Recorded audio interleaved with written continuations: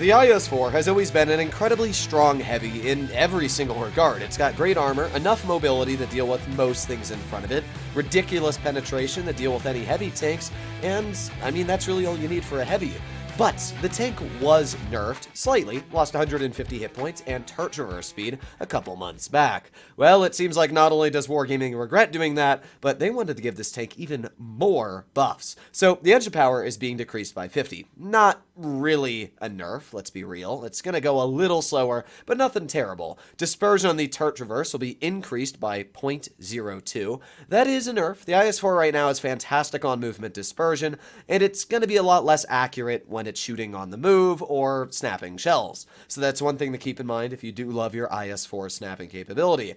But the buffs are making up for all of the nerfs I just read. First of all, armor thickness on the driver's cabin will be increased by 40 millimeters. That's the front little slot that you can penetrate with heat shells. Yeah, that's going to be 40 millimeters stronger.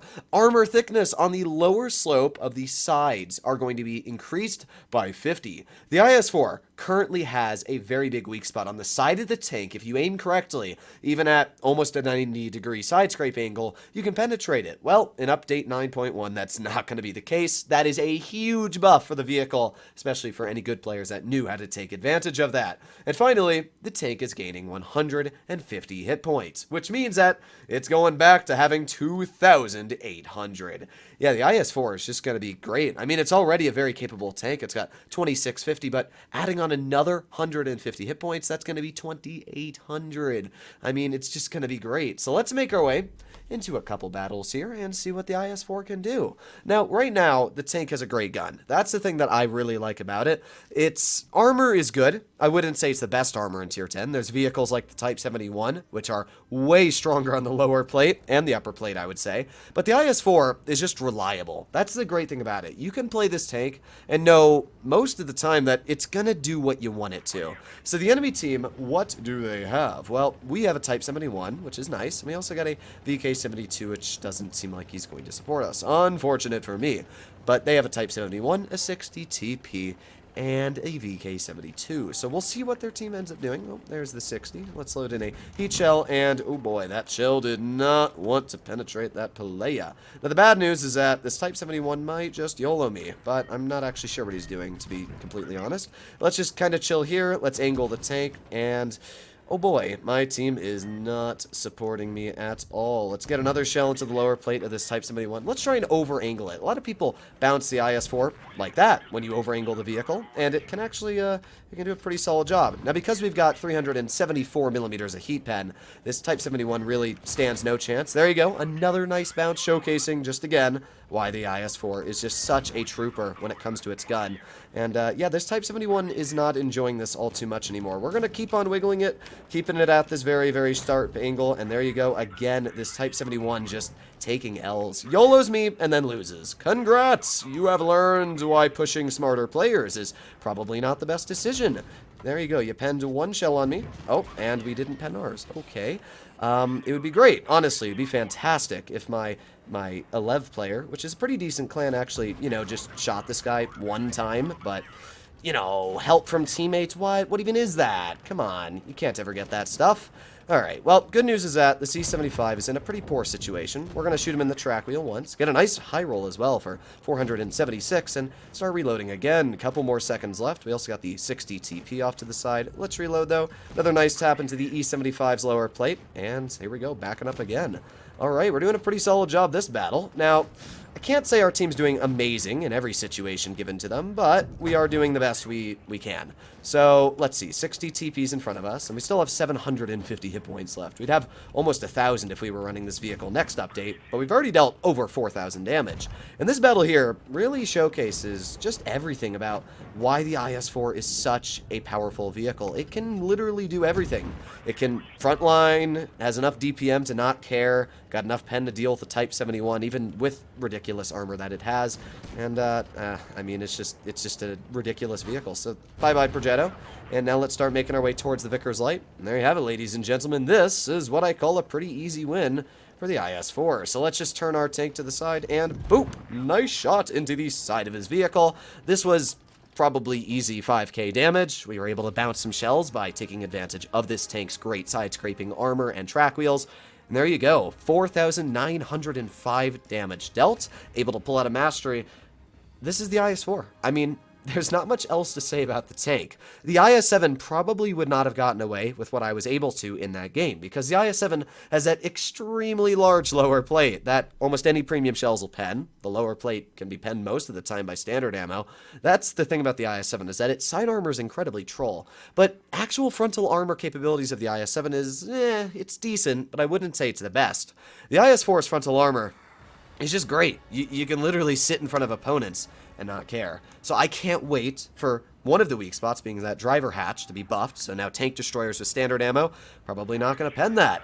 And as well, the biggest thing of all, as I said, that side scraping weak spot. That is a huge weak spot. Any good players out there know how huge of a change this is for the IS-4. And then of course with that extra 150 hit points, I mean, that's just an extra survivability chunk you got added on.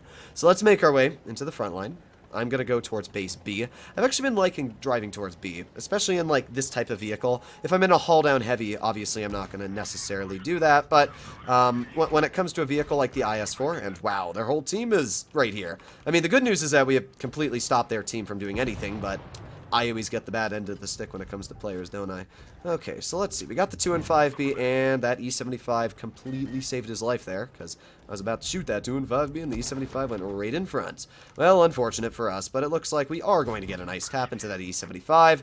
Oh, wow, he just loses. This is dead rail, and the problem with dead rail is that, if your team doesn't understand what to do, which is win medium side, you lose. Because what's going to end up happening here is any moment I'm going to have a medium tank flank me, and that's just going to be pain. So I'm chilling here as well as I can. Let's go for another shell into that. Oh, wait, the Type 61 played it like a monkey and drove to mid. Oh, okay. Do they only have... No, they also have a Sheridan. Oh, okay, I lied. Never mind, we're still in a pretty poor situation. There's the E75 off to the side. But hey, again, armor doing its job. It gets bounces all day on the track wheel. So we got the 2 and 5B in front. We do have the Yo off to the side, who I am going to aim in a shell on, because I don't want this Yo to be able to get away with what he's doing. So let's get a nice shot into his vehicle, push him off the hill. He bled a lot of health for that. That is fantastic news for me. Let's wiggle this tank, this 2 and 5B. Even if he pens me, I don't really know why he would do that, because... yeah, that wasn't the best of pokes, was it? Okay, we're doing decent so far. We're doing decent. We got the M6 Show off to the side. If he pokes, we'll get a nice shell in. So let's aim in again on the Show. Ooh, that's hit us. All right, trying to think of what I should do here. This is just a weird game. I don't even know what to say about this one. So we got the Type 71. Oh, and there's the 75 as well. Oh, wow. We are just being absolutely buttered right now. And the Sheridan is off to my rear. Okay, this game went from good to not so great in the flick of an eyeball. But the good news is that we are still alive for now. I mean, we got the 2 and 5B off to my side, which... oh, no, no, no, no. Back up, back up, back up. Okay, we're fine. We're fine for now. But... yeah, this is not good news. This is... oh, and the E75 high rolls me through the train car. I mean, it's pretty unfortunate. I definitely bled a little bit at the end of the game there, but 100% did the best I humanly could have in the situation my team gave me. And there you have it. This was a very painful battle, one that lost me a couple brain cells. I mean, the sad part is the only reason we died there was because we missed that one shell we needed to pen on the enemy FE2 and 5B. But even then, we blocked 4,000 damage in this battle and dealt 3,000. I mean, we definitely did our job, especially judging that we literally had a medium do 0 damage. Dead Rail is such a medium-dependent map, and when you have a medium literally be the most useless player on your team, that's a pretty big problem. Now, thankfully, their Sheridan YOLO'd in for no reason, 60%er, and I gotta be real, he kind of threw their game. But we were able to do our jobs and come out with a victory, showcasing why the IS-4 is such a great take. But you know what's even crazier? If we had an extra 150 hit points, we would not have been high rolled by that E75, and we would have been able to clear that 2 and 5B, meaning that probably would have actually had a much cleaner win. So that's the thing. The hit points are going to be great for the tank. Slight high rolls like that, where you get high rolled for 20 or 30 damage, won't happen next update. And I'm so happy for that. So hopefully you enjoyed today's video. If you'd like to see more, please consider smashing that subscribe button down below. Do I think the IS-4 is going to be great? Yes. Do I think it's going to be better than the IS-7? Also yes. But let me know what you guys think about it. I'll see you in the next one. Bye-bye.